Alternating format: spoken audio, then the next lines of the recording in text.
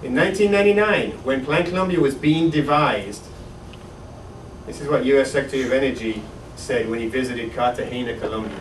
The United States and its allies will invest millions of dollars in two areas of the Colombian economy, in the areas of mining and energy. And to secure these investments, we are tripling military aid to Colombia. They're tripling in military aid, of course, as Plan Colombia the next year. So right there, you've got the direct link between the economic interests of multinational corporations and Plan Colombia's military aid.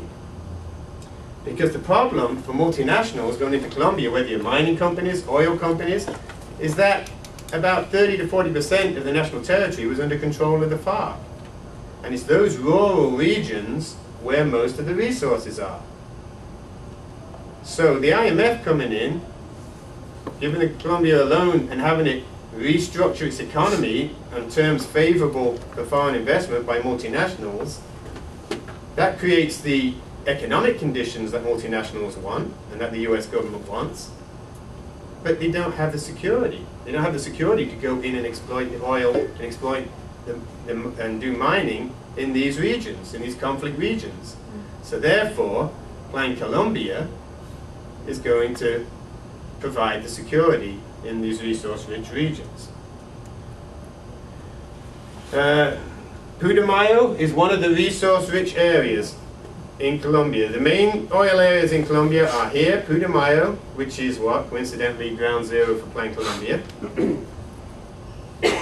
And up here, Casanare and Arauca are the other oil-rich areas. The problem with those two areas is that when Plan Colombia was introduced as a counter-narcotics initiative, and that's how it was sold to the US people and to the US Congress, because they would never be able to convince Congress for the US to become engaged in counter-insurgency operations in a conflict in Colombia, so they sold it as drug war. But that was fine in Putumayo in southern Colombia, the 6 departments where coca was being cultivated. But there was no coca being cultivated in Arauca and Casanare. So Plan Colombia couldn't target those areas. Plan Colombia's military aid could not go into those areas because there was no drug war justification. So it focused on Putumayo initially. It then spread under the war on terror to Arauca and Casanare a few years later after 9/11. Let's look at the IMF reforms as they affected oil. They also affected mining and all other sectors of the economy too. But oil. In 1999, before Plan Colombia was implemented and before the first IMF loan, any foreign oil company operating in Colombia had to enter into a 50-50 partnership with the state oil company, Ecopetrol. In other words, in every oil drilling operation in Colombia, the Colombian state owned 50% of the oil that came out of the ground. The foreign company would own 50%. The foreign company would pay a 20% royalty rate on the 50% of the oil it owned. So whatever the global price of a barrel of oil was the day that was drilled, 20% of that value it would have to pay to the Colombian government. So the Colombian government's getting 50% of the oil, it owns 50% of the oil, and it's getting 20% of the value of the other 50% of the oil. And there was a time limit on production contracts, average 22 years, at the end of which all the assets, all the remaining oil in the ground go to Ecopetrol. Colombia then owns everything for the remainder of that oil field. Because it's deemed after 22 years, the foreign company has made more than a fair share of profit. That was the terms before Plan Colombia and the IMF. In 2001, we see an IMF loan in December 1999.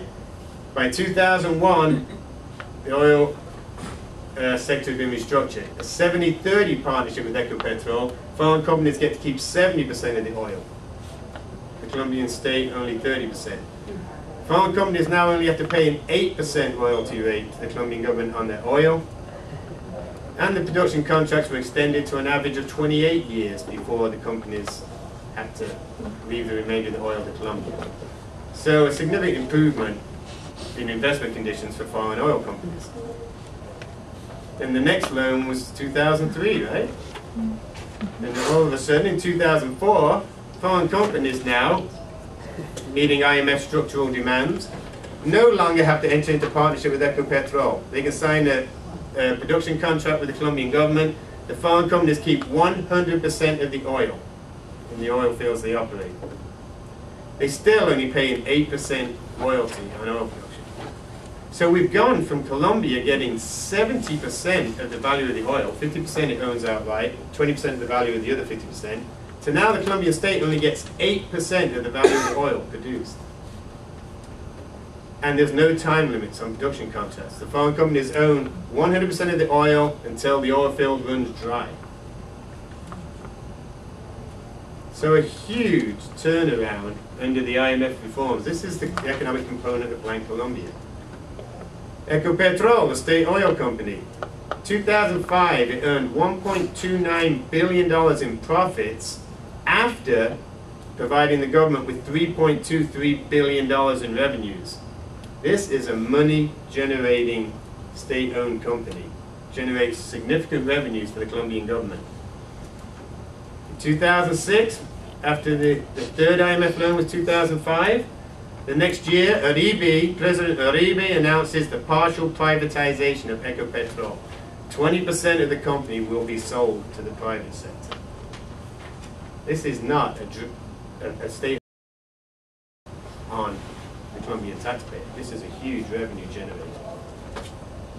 So you can see the IMF loans, each loan's calling for economic restructuring. You can see how the country's resources, in this case oil, were basically being opened up and handed over on favorable terms to multinational oil companies.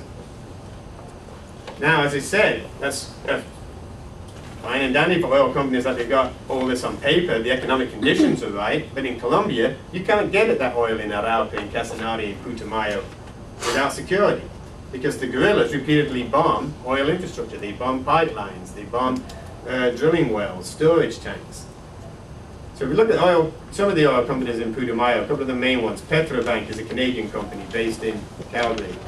Argosy Energy is a US company based in Houston. Encana is Canadian, Occidental is US. They're both in Ecuador, but they transport their oil out of the Ecuadorian Amazon through Colombia, through Putumayo and across to the Colombian Pacific coast. So pipeline attacks affect their operations in Ecuador. This is a photo I took of a Petrobank oil well in the Amazon rainforest in Putumayo. This is storage tanks blown up by the FARC guerrillas in Putumayo. This is Colombian soldiers in Arito in Putumayo, which is the hub of the oil operations in Putumayo. Now, the commander of the army unit in Arito, this is what he told me. Security is the most important thing to me. Oil companies need to work without worrying, and international investors need to feel calm. This is in a region where the civilian population is repeatedly targeted by the military, the paramilitaries, the guerrillas, repeatedly caught in the midst of the conflict. And this is what the commander of these 1,200 troops is telling me is the most important thing to him, not the civilian population. He then openly admitted that we are conducting better operations now because we have tools like helicopters, troops, and training provided in large part by Plan Colombia. Better operations mean he's better able to protect the oil infrastructure, is what he was talking about. So again, Plan Colombia here is providing the security to allow multinational companies to take advantage of the economic reforms called for by the IMF.